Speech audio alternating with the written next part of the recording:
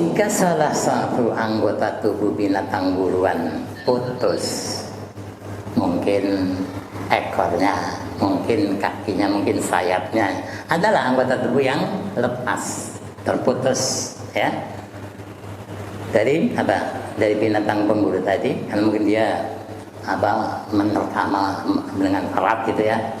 Maka bagian tubuh tersebut tidak boleh dimakan.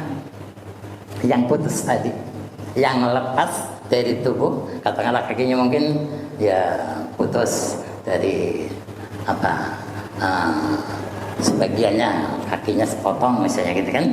Nah, jadi kenapa demikian? Karena bagian tubuh tersebut kenapa nggak dimakan? Ini ya termasuk dalam ketentuan apa dikatakan Nabi SAW dan diriwayatkan Imam Ahmad dan At-Tirmidzi, wa ma quti'a min hayyin fahiya maitah.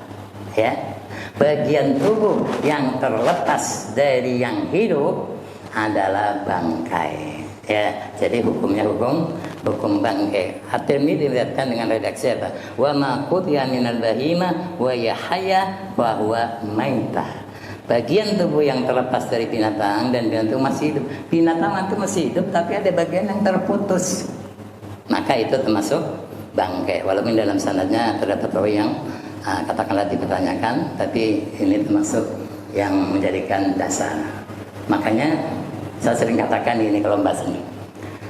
Orang punya kambing misalnya, tidak boleh mau buat sop kaki kambing, potong kakinya, nggak boleh jadi bangkai hukumnya.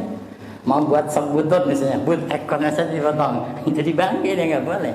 Harus sebenarnya semuanya kan itu, baru itu sah. Karena walaupun sengaja dipotong itu satu kedoliman kan, menyiksa hewan masih hidup.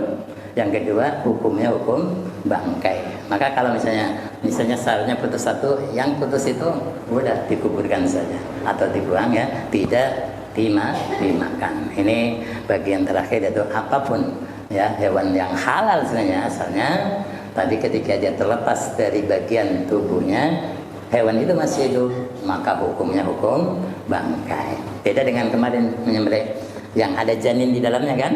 Kalau menyembelih sapi atau misalnya kerbau atau kambing, nggak tahu mungkin disembelih rupanya di dalam ada anaknya, gitu kan. Maka kalau anggota tubuh ya udah dimakan saja, nggak perlu disembelih lagi yang di bawah. Yang disembelih induknya itu yang anaknya sudah sah untuk dimakan tanpa disembelih lagi.